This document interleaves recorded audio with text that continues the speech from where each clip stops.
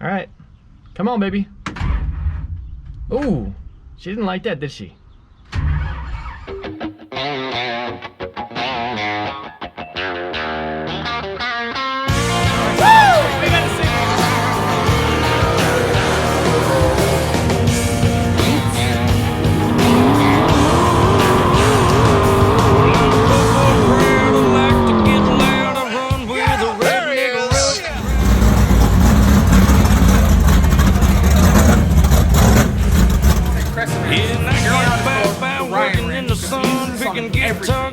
Shopping with a gun. You just oh, baby. All right, y'all, welcome back to Cherezian Racing. Got something totally different for you now this time. I am now race carless for the first time since 2012, and so when I don't have race cars to work on, I'm gonna work on a hot rod. This is something that I've had in the back of my property for 8 years now, and well, basically since I moved in. And it's a 1968 Bel Air. It's got a 307 in it. It now has a turbo 350 tranny in it. But basically, to give you a little backstory in this car, it has not moved in 8 years. I might have fired it up like twice since I lived here, and probably not within the last 5 years. But the backstory on this thing is it's a 4-door Bel Air, which is damn near an Impala.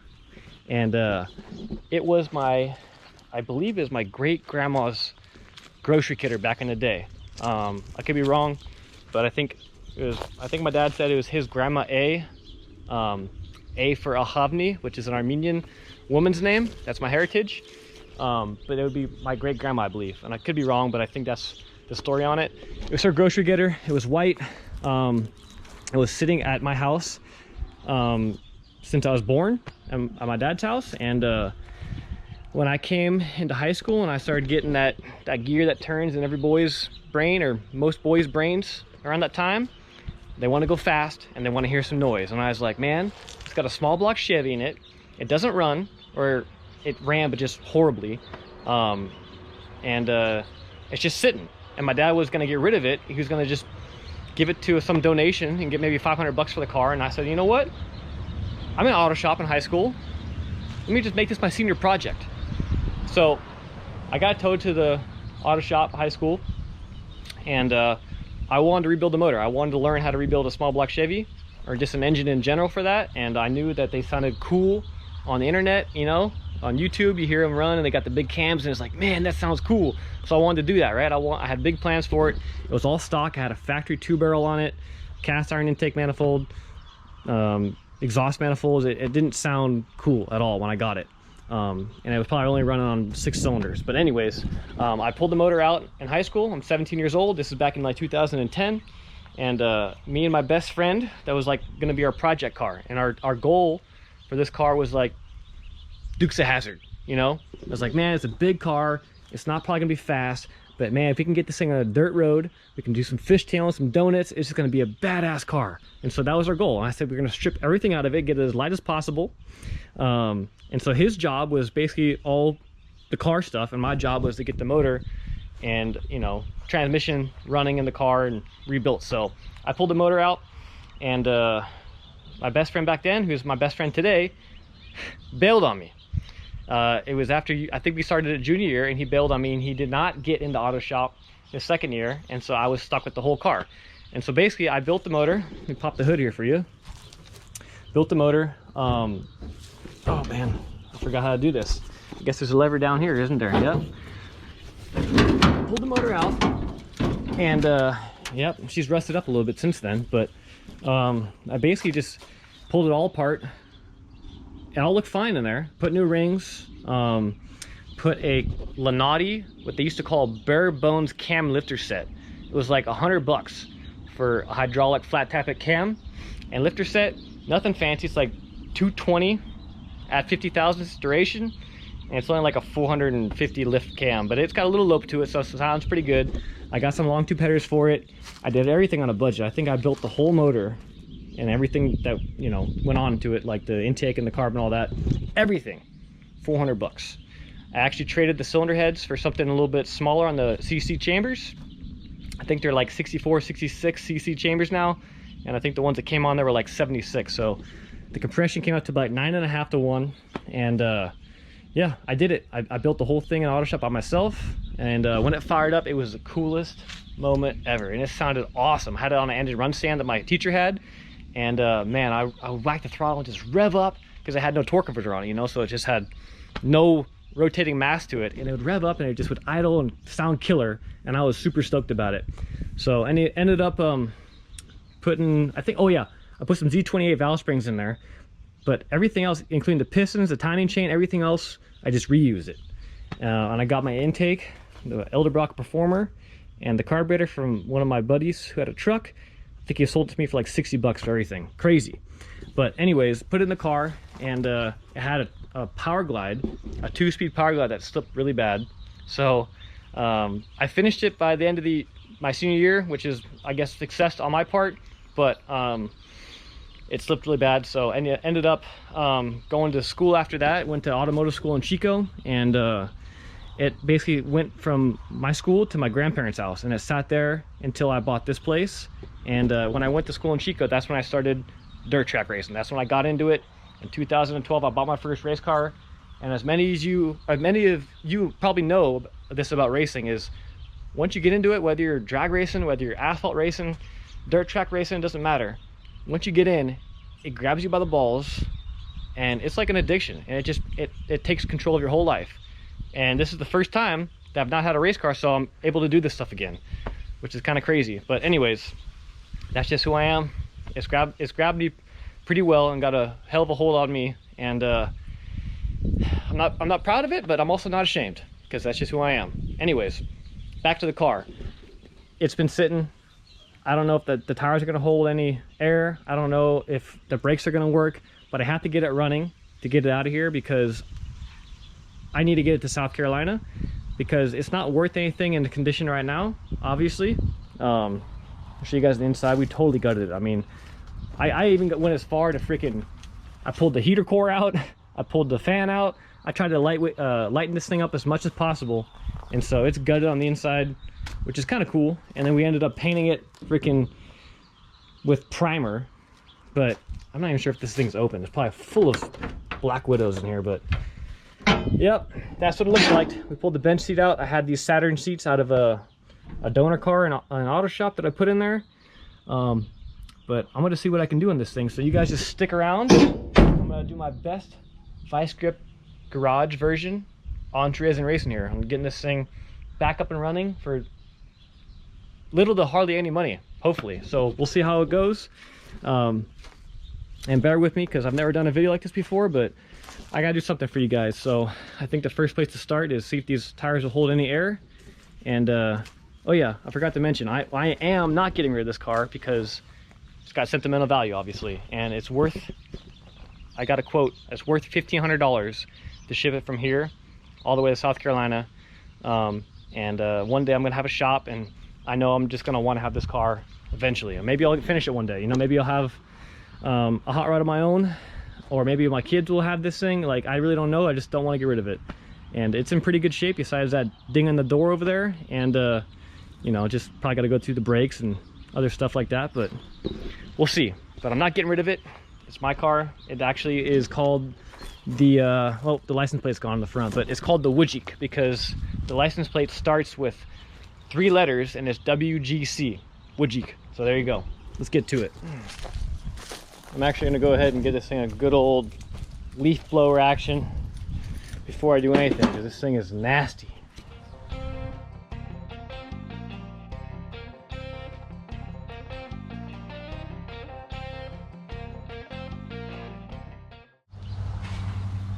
So to my surprise, it's actually got water almost right to the top. It's got a little greenage around the cap there, but it held water the whole time. And I just checked out the battery. It's got a whole 2.3 volts, which is, as Derek likes to say, it's good. It's perfect. No, not really.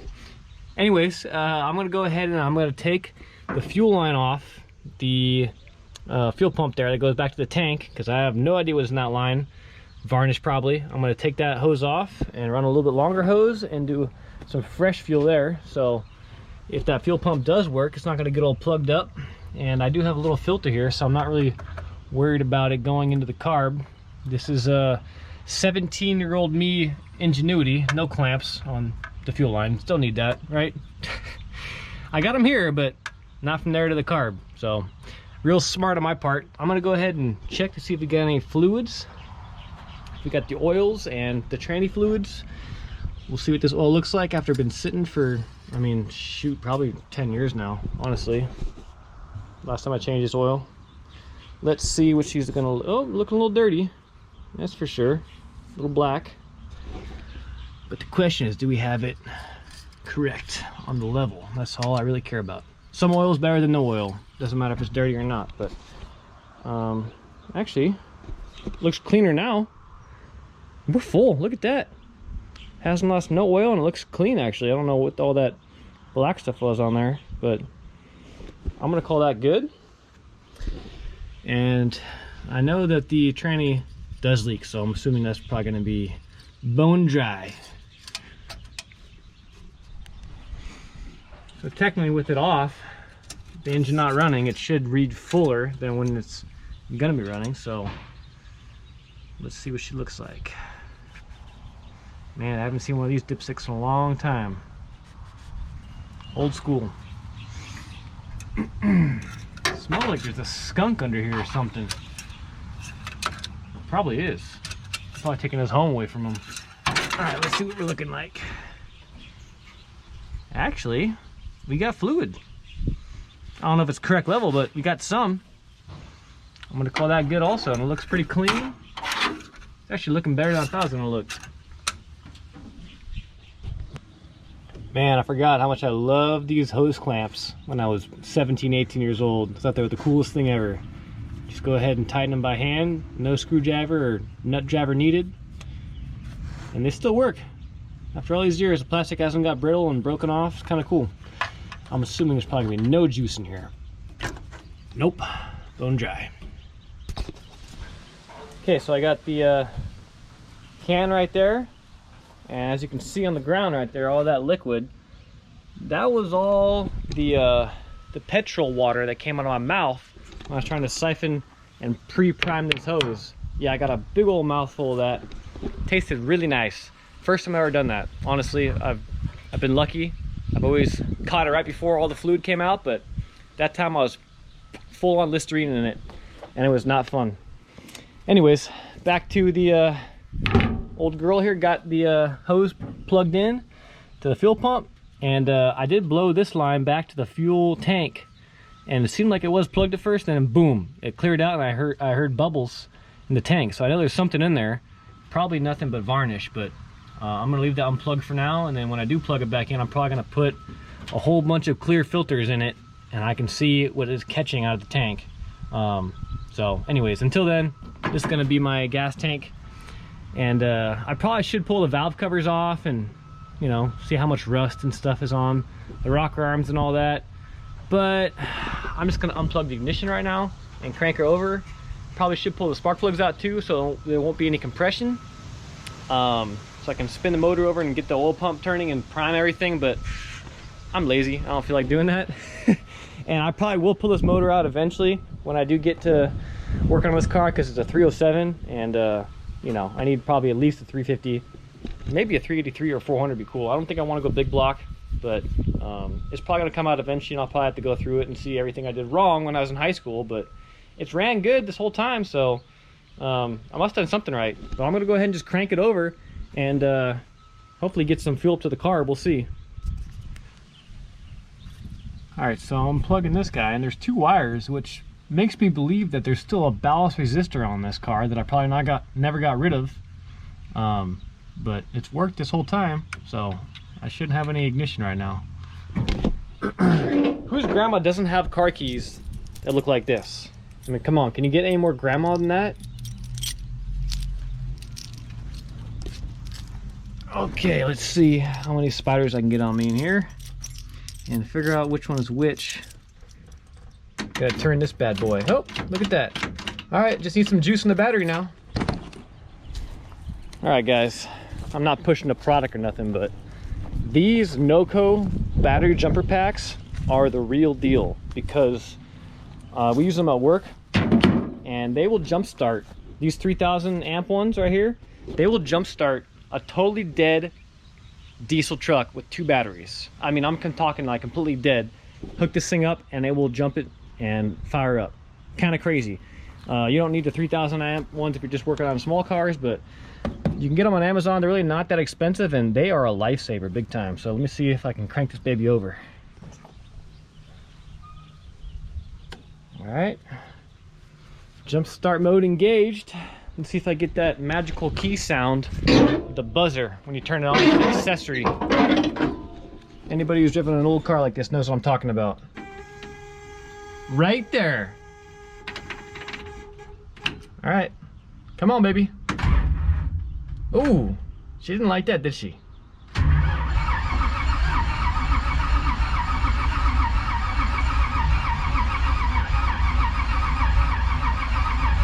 I'm looking for oil pressure.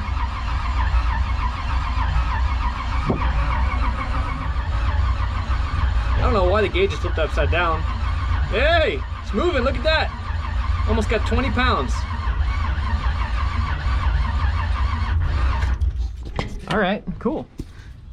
Yeah, so she got really hot. Probably should have checked that. I hate these style battery clamps, man, with the freaking bolt that clamps on top. Not good, but yeah, that's pretty bad. Look at that. Whew. Melted right out of it. Found another stupid one of these things, put that on and cranked it over a little more, and cranks over a whole lot faster, but I still got no juice in the carburetor, so I plugged the distributor back in. I'm gonna go ahead and give her a little bit of a help right here. Okay, I'll just go ahead and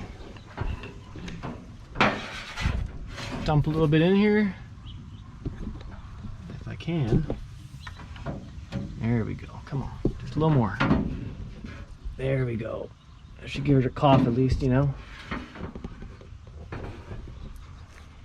All right, here goes nothing.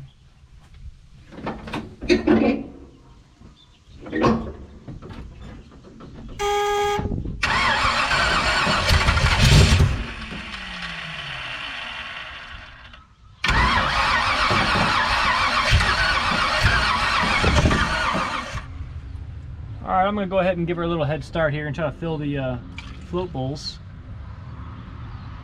I don't know if the carburetor is gonna hold any fuel, but we'll see.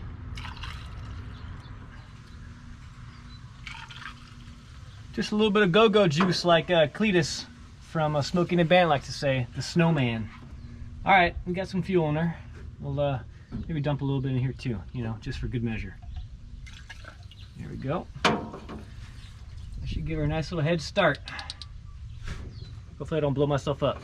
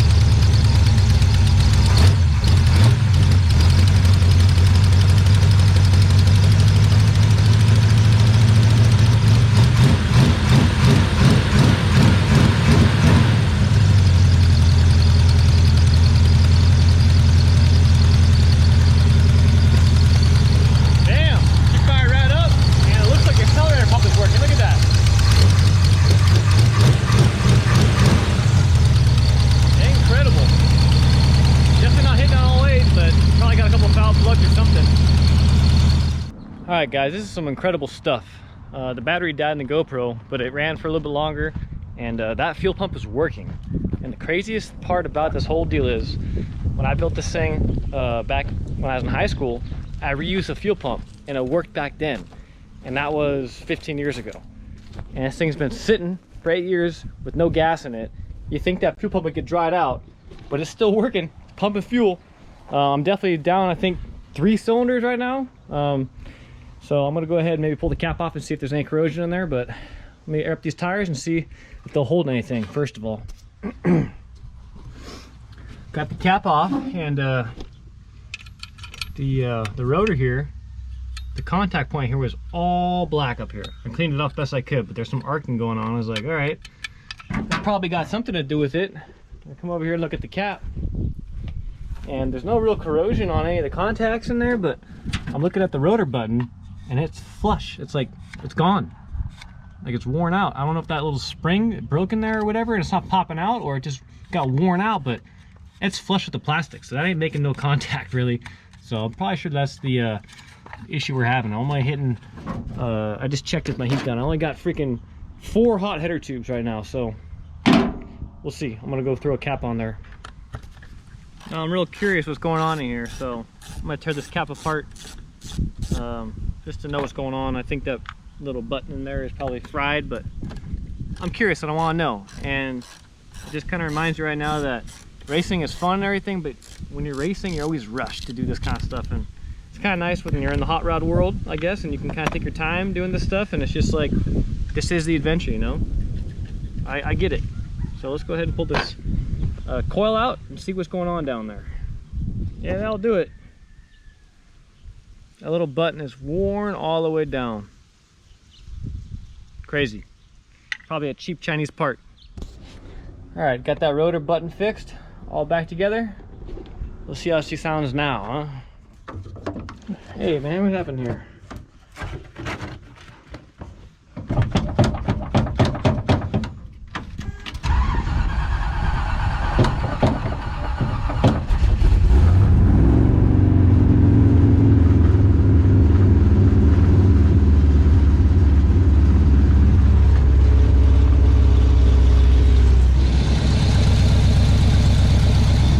Didn't fix it. Still running on 4 cylinders. See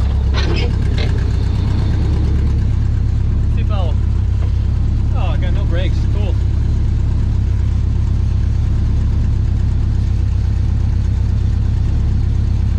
No drive either.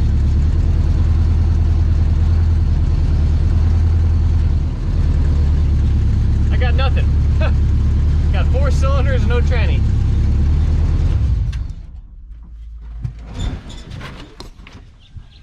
All right, day 2, back working on this jalopy. Just fired her up again, and yep, still running on 4 cylinders, so it didn't magically fix itself overnight like I kind of hoped it would. So I'm going and I'm gonna replace the cap and rotor. I don't know if that is the issue, but I got another one that's over here on my racing distributor that is welded and locked out on the Advance. But yeah, I'm gonna just snag the rotor and the cap with the coil and everything in there on it, and see if that fixes our issue. Hopefully it does.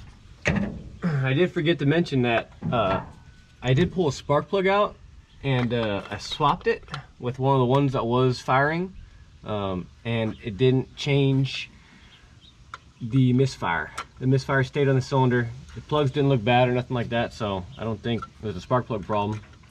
So I'm really thinking it's ignition here, because it's got fuel, and as far as I know, I think the motor is probably mechanically healthy, because it really doesn't have hardly any miles on it, and unless everything rusted up on the inside on it, and I'm no longer having rocker arm motions or something like that, I think we're okay. So let me just put that cap on there and see where she goes. That red cap just looks like it added horsepower. Big time. All right, let's give this another shot.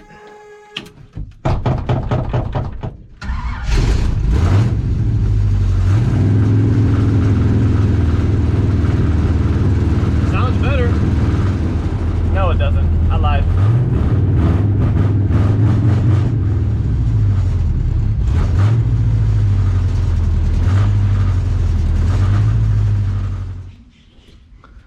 Okay, nope.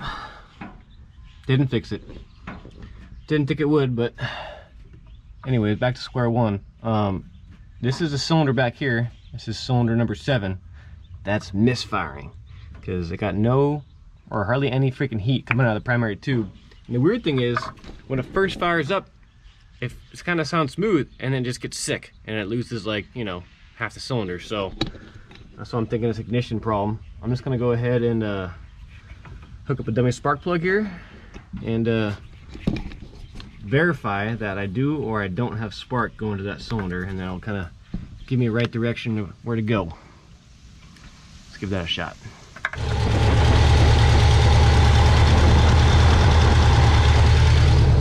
You got a spark. All right, so I guess that's probably something I should have done before I went ahead and swapped the cap and rotor, but you know, it's just the way my brain worked at that moment. Got spark there, so now I'm thinking it's probably a fuel problem. And I just thought about it. This is a dual plane intake manifold, and these two cylinders right here are firing, and then these two are not. On the other side, it's the opposite. Those two on the outer sides are not firing, and then it would be 4 and 6 are firing. So, or no, sorry, 2 and 8 are firing, and then 4 and 6 are dead.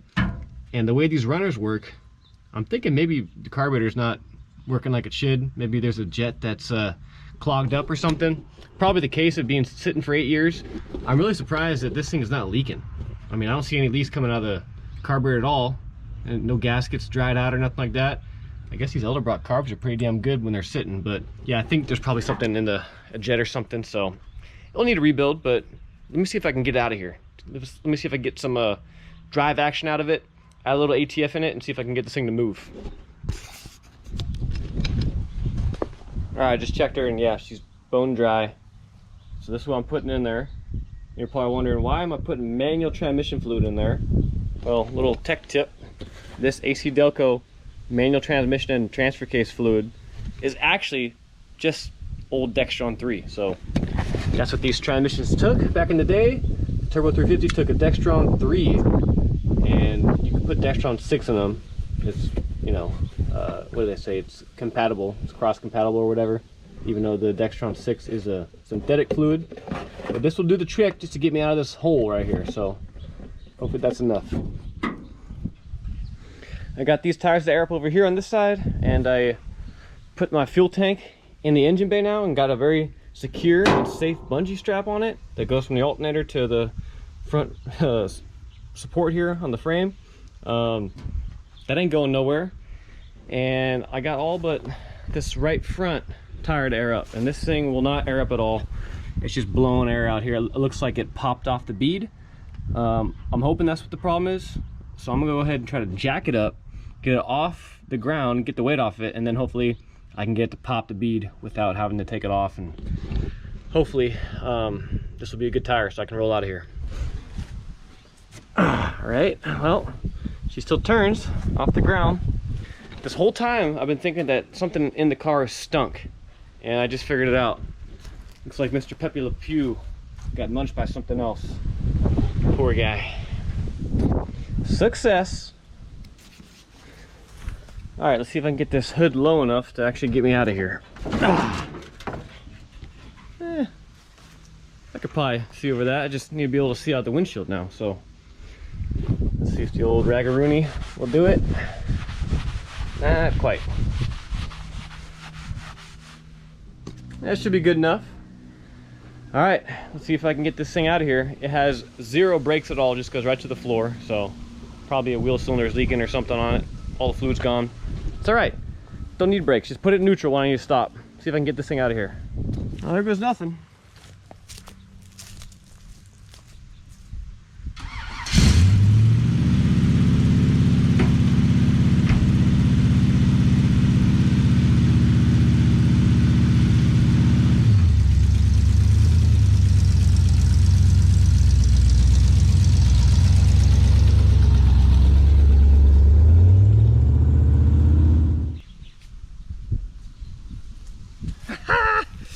Got her done. Let's check out what's been hiding underneath this thing for 8 years. Looks like there's a chicken egg right there. That's kind of weird. Old piece of glass. This big ass hole is from just the fan turning up all the sand. Yeah, I was wondering where my egg went. That's a fake egg that I'd put in the chicken coop so the blue jays would get discouraged, thinking they're all bogus eggs and leave them alone, but found it. WGC. The Woodgeek is alive again. Man, I like this car a lot. It's just got a nice appealing aesthetic on it for me. Even though it's got 4 doors, I like it. That's why I don't want to get rid of it. All right, let's see if I can just get a little bit of brake out of this thing. Both the front and the rear portion of the master cylinder are totally bone dry. Not anymore. Hopefully that does something.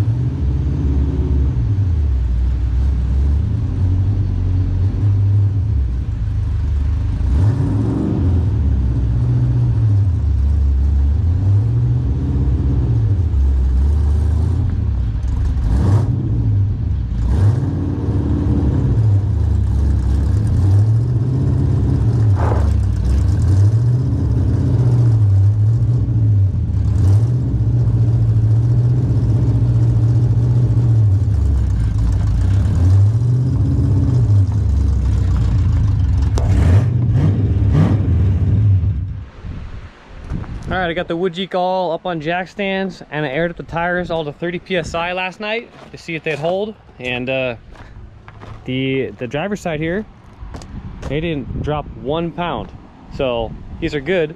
Both the passenger side tires though were both dead flat.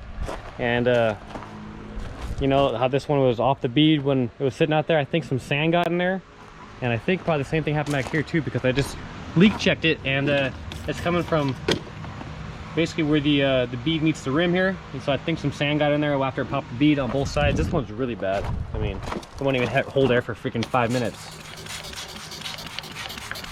That's pretty much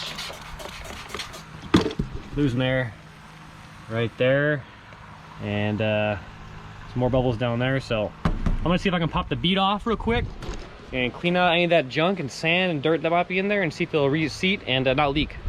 That'd be kind of cool.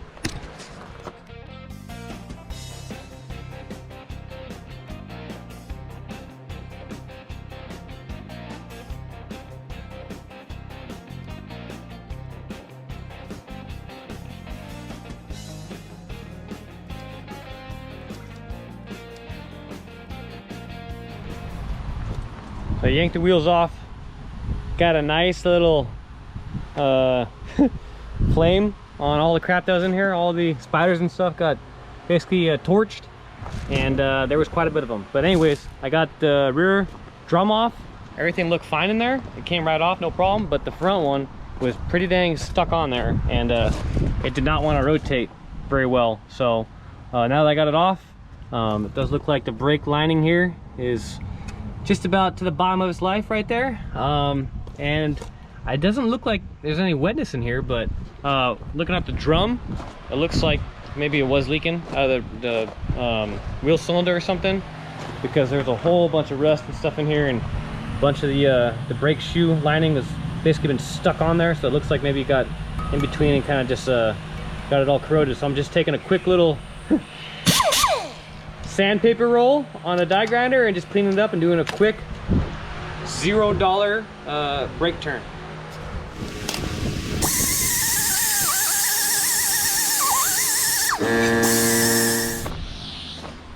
All right, I'm letting the brakes here gravity bleed now that I got all the drums back on, and everything I think is looking okay. And while I'm doing that, I figured I'd tackle the rims here and the tires and try to get them to seal up. The problem is I have this beautiful bead breaker here that I use for racing, and we only pretty much race on 15-inch rims, and that's what this is. But this one right here is actually a 14, so I just found out that's not going to work. And it's just this one little area right here that's leaking, so I got a couple wedges here, a couple chisels, and I'm going to see if I can just blow it out and see if all that dirt will come out just like that. See if I can go like that.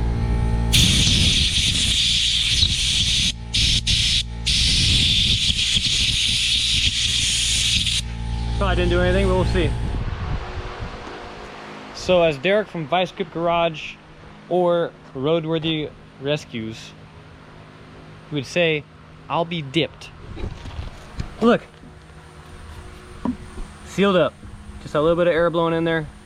No more bubbles. All right, cool. Time for this one right here. That's probably been through the ringer a couple times here. I don't know if this thing's gonna be good enough to get me down the road, but we'll just have to see. Pop this bead, no problem. And oh yeah, that's the cause of the leak. We got spider webs in there, all kinds of stuff. Got her all wiped out and blown out some air, and then hit it a little bit of WD-40. Hopefully that bead pops nicely for me. We'll see.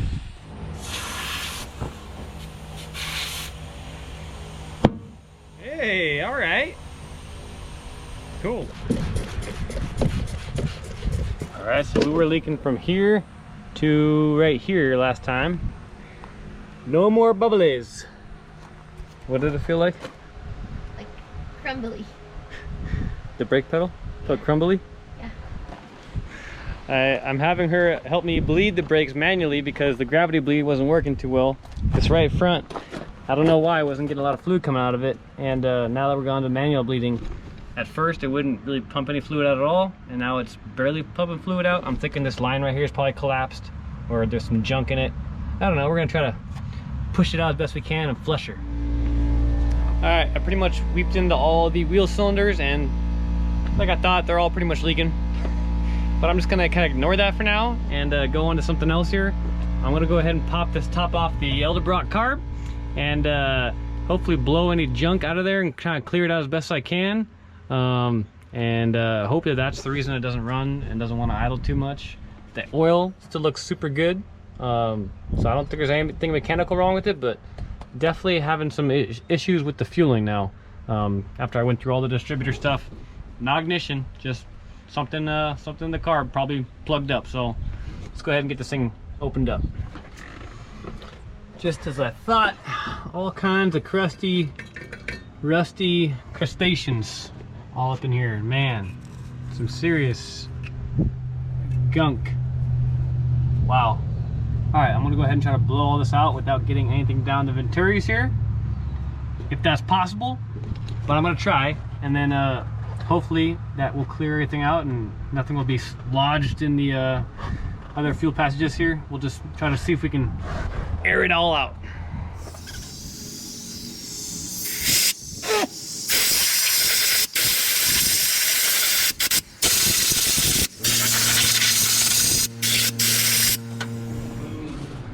All right, so now that the carb is all cleaned up and back together, I went ahead and kind of organized the spark plug wires a little better, and I pulled this freaking tranny cooler line away because it was sitting almost right here next to the primary tube on the header, and yeah, they're just rubber, and that's flammable if that thing bursts open, so I got it kind of pulled back as far as I can.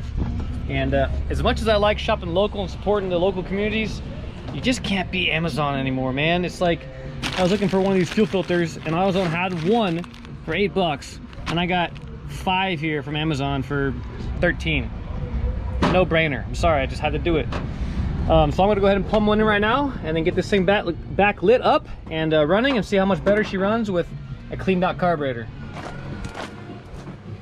All right, that looks pretty good. It's all plumbed in. Now I gotta go ahead and fill up the tank that may or may not be full of rust and trash and, you know, all that good kind of stuff.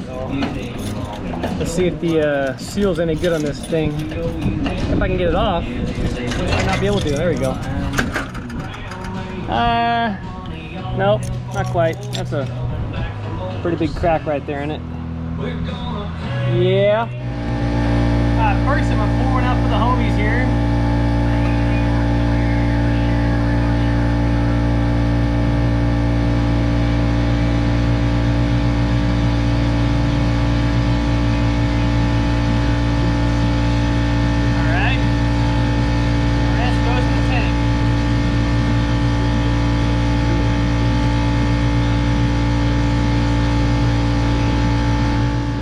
All right, so I'm not sure if that's the way you do it, but you put the cap right there and the license plate doesn't stay up easier to refuel. I'm not really sure if that's how you guys used to do it back in the day or not. You know, I'm only 33, so never had the daily one of these kind of cars. Anyways, she's gassed up and I got my homies poured out. One cold one. My homie is the carburetor in this instance because I already blew it all out and dry, and the line is dry, so I want to get it jump started here and get a good you know, a couple turns on the motor while it's running and pumping that fuel pump real good to actually get it to suck up and hopefully not plug up. All right, so this is a little funnel I homemade to stick down in the fuel bowl vent. You can fill it up real easy without any spillage, hopefully. Oh, there's some right there. Whatever. Nothing's perfect in life, right? Oh, I really suck at this. I need a point on this thing. All right, let's give it a shot. Hope it runs good.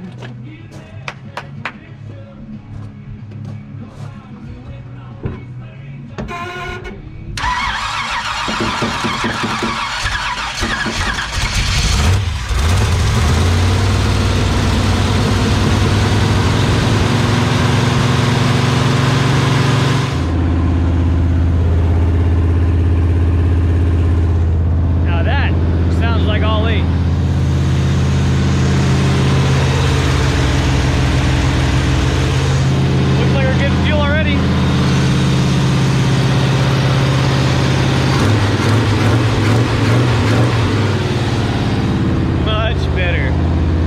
The crazy hair. I just got out of bed.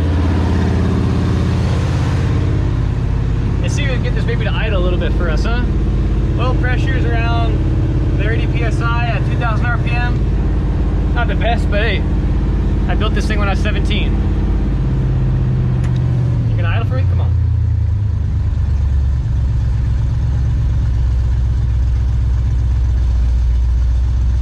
I guess you will, huh? Nice. Very nice.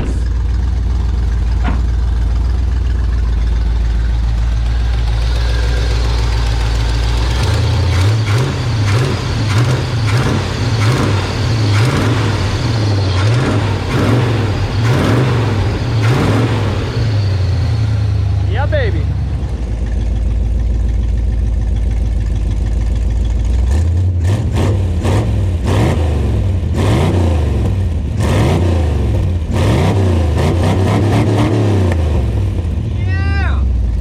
Alright, so a couple days later here, I've been kind of fiddle farting around with some of the interior stuff, cleaning it all up a little bit, packing a lot of stuff in the back, and getting the fenders kind of bolted back on and the bumper on so they don't fly off on the transport vehicle.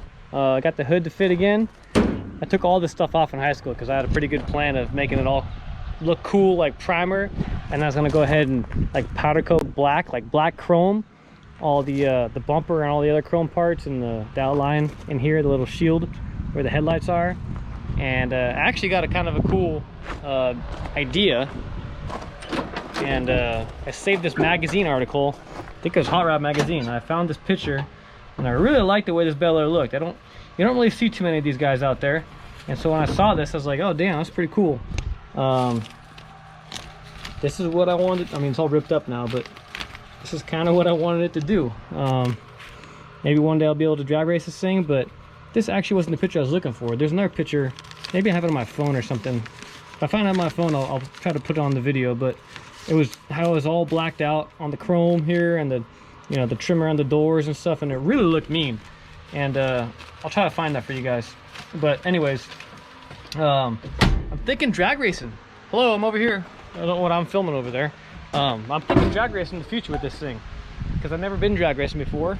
Don't really like drag racing just because it's always like you're racing against time. I want to race against people, you know, and it doesn't seem like they have a whole lot of heads-up racing anymore. But anyways, I got some slicks right here that came off a asphalt circle track car, and they're old or whatever, but I'm gonna go ahead and throw them on the back just to make them look cool. I got one busted tire here on the rally rim, and then I'll take this one, which is kind of skeptical.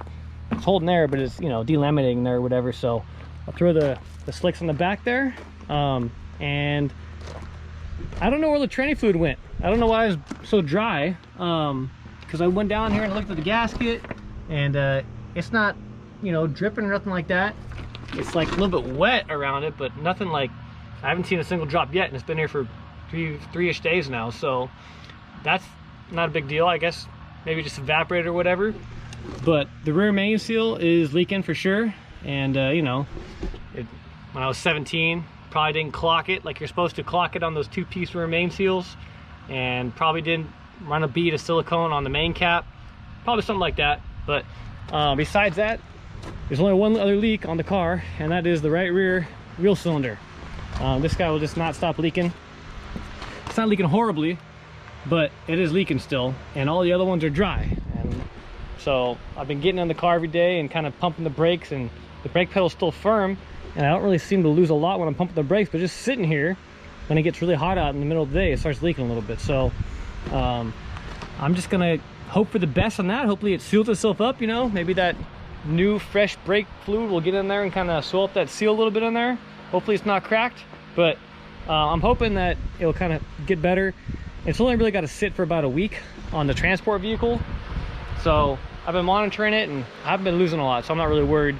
I'm gonna let it sit here for about another week or so and see how much I'm losing and top it off, and hopefully it kind of fixes itself. But that's the rear brakes. You know, I think it's like 75% of your braking comes from the front, so even if I do lose all the rear brakes, the guy will still be able to stop the car with the front, and the emergency brake works and all that. So that's that. I'm gonna go ahead and drop it down here and put the wheels back on and just kind of take it for a little spin, see how it works and see how the tranny shifts and how the brakes do feel. And then yeah, I'll just probably park it here and monitor it. So let's go ahead and get this thing down on the ground. From this angle right here with those rally rims on it, it kind of looks like the Monte Carlo from Fast and Furious Tokyo Drift. Same color, kind of cool. Anyways, I get a little windshield washing on it. You know, not perfect, obviously, as you can see. Got a lot of streaks in it, but good enough for me to actually see out of it. And a lot of you guys probably don't understand this car and why I'm, you know, paying money to ship it across the United States. But man, if you can rewind a part of your childhood and relive it again, that's what this is for me. I remember going to school almost every day, junior year and senior year of high school, and looking forward to going to school in the morning, because I was looking forward for my third period class, like when I could actually chip away at the motor I was building, or, you know, after the motor was in, like getting everything, you know, the way I wanted it with, you know, I scraped off all the old paint on it, a lot of rust spots and stuff, got down to bare metal, and then I was taping everything off and spray pinning stuff with a rattle can. Kind of a funny story is my friend who was supposed to help me out with the deal, his job was to paint the car, and back then he wasn't old enough to buy spray paint. They wouldn't sell him an aerosol can because he wasn't 18. So he actually ended up buying house paint, and he started painting black on the back, and it looked hideous. He only got, you know, from here to maybe here back done, and then that's what he quit on me. And I had to scrape all that crap off, and I like the primer look a little better. And I wish I could have got the whole thing clear coated, but hey, you know what? I'll do it again one day. But that's the reason I'm going this far on this car, just to relive a little bit of childhood. Man, I look forward to so many days at school, researching stuff on the internet way past my bedtime on YouTube back then. And back then it was YouTube messaging, so you could message people that already had a car, and they'd tell you, oh yeah, I'm running some 487X heads, blah blah blah, and they give you cam specs. And you know, I was 17, I was like, I don't know about any of this stuff, but it sounds cool. So I went ahead and bought a cam that was similar to theirs, and here it is. Anyways, just good time. So let's get this thing fired up. Oh man, and something about the way it smells in here, it just probably hasn't changed since 1968. It's got that beautiful old car smell to it.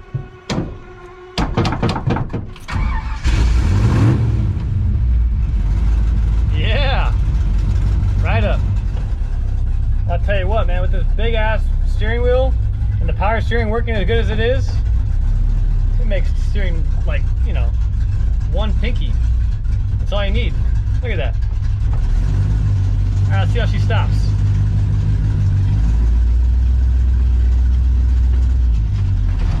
Oh, locked him up. Nice. Running a little warm.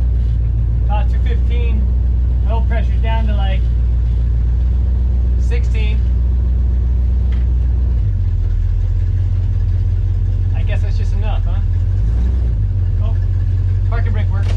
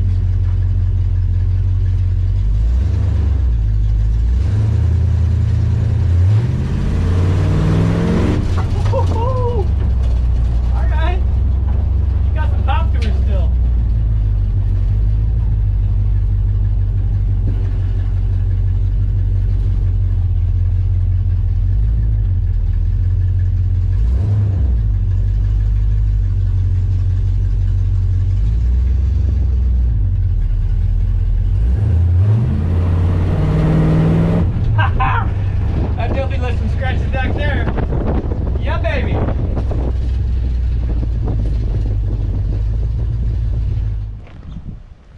All right, guys, I'm gonna call this one a hell of a success. I honestly did not know if this thing was gonna run. I didn't know if the motor was gonna be seized up on it, or you know, something that was beyond repair. Tranny was slipping so bad I couldn't even get it in gear. But shoot, turns out just a little bit of freaking tranny juice, a little bit of TLC on the carb, and what else? A fuel filter that really is not even looking that bad. It's all it took. A little bit of air in the tires and some, you know, re-cleaning of the beads. It's all it took. So I'm gonna check this one off my list and get back to the things I need to do, like clean up this entire shop, all my race tools and engine blocks and stuff I have into that, as well as all the stuff we have in the house. So I got a lot to do in a short time to do it. But the 1968 Bel Air, known as the Wojcik, is running again, and I'm super happy about it, if you guys couldn't already tell. Look at this. It's weird that I'm so happy with the car that has a rainbow in the back windshield, but I don't even care. It's cool, and it's gonna live another day. Maybe one day my plan is to maybe build one of my nasty small block Chevys, like maybe a 350 like I've been doing, or maybe even a 383, something like that. Maybe if I want to get really crazy, I'll try to build a 400. But put something nasty in there, will scream 8,000 RPM, solid cam, and figure out something to with the transmission, because that turbo 350 will not take that kind of abuse and power and torque and everything. And then yeah, figure out a way to make this end bolt last. But anyways, if I can figure all that stuff, maybe I'll go drag racing one day in the future. It's just too cool of a car to let go. So you guys remember, if it's bent, it ain't broken. Thank you guys for sticking around and watching a different kind of episode of Cherezian Racing, but I'm doing the best I can, guys. So I'll see you guys next time.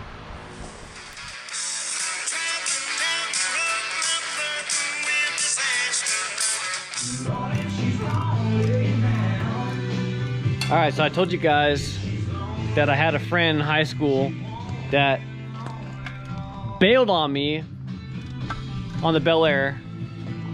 Didn't bail, did not bail, no bailing, not even once. This is the guy. At all. Right here. A little bit of bonus bogus for you guys right now.